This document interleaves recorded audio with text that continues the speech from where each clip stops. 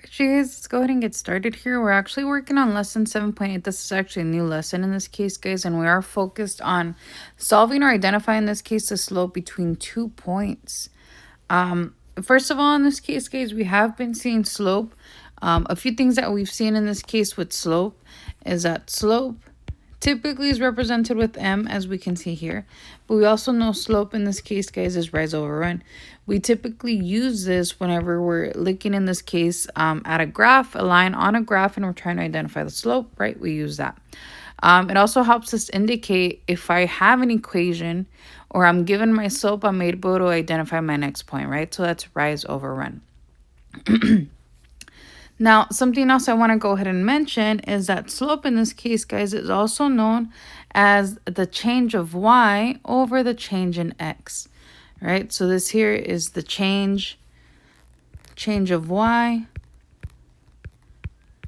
over the change in x. And what that means in this case, guys, is because we're going to go ahead and be finding the slope between 2 points, we're actually going to be having 2 different coordinate points, and each of those points is going to have an x and it's going to have a y. So we are going to be doing, in this case, some labeling to help us out. And in order for us to determine, or actually, determine our slope here, guys, we do y2, which is, let's say, the second y that we were given, minus the first y, over the second x that we're given, minus the first y. We have to work that out and then simplify our answer. So let's go ahead and start off in this case, guys. Here are our directions, and these are our 2 points. Now, like I mentioned in this case, guys, with the 2 points, each set of points has an x and a y, and that's what I'm going to go ahead and start labeling first. Because this here is my first point, I am going to be labeling this as x1, and this is also going to be y1, right? They're the first points, right? Let's say this is my first point, and that's why in this case I made it x1 and y1. On the next one, in this case, I will make it x2 and y2, which states that this here is the second point. All right, so I do need my formula in this case, and we're going to go ahead and actually write the formula down. Slope in this case is m equals y2 minus y1 over x2 minus x1. And I'm going to go ahead and actually be color coding this. So starting off in this case with y2 in this case is represented by 34. So let's go ahead and start substituting. I'm going to start off in this case with 34 minus y1 in this case is actually going to be 9.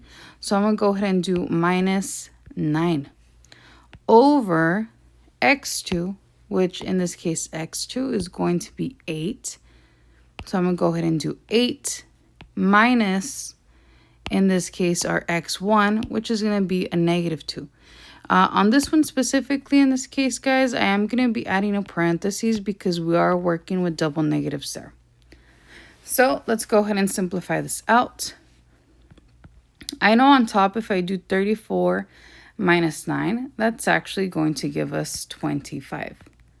24 minus 9. If we're not sure, we could take out our calculator and check. On the bottom in this case, because I have double negatives in this case, that actually becomes 8 plus 2. That becomes a positive because a negative times a negative is going to give me a positive number. So 8 plus 2 is actually going to give us 10, right?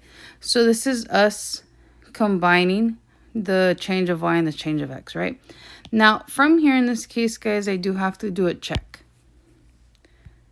And our check in this case, guys, is we have to simplify. So I want to go ahead and check if it can be simplified.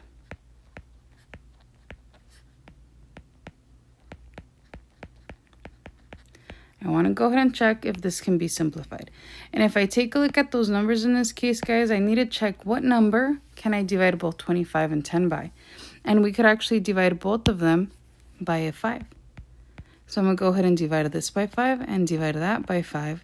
And that should actually give me an answer of 5 over 2. So my slope slope, which is m, is equal to 5 over 2.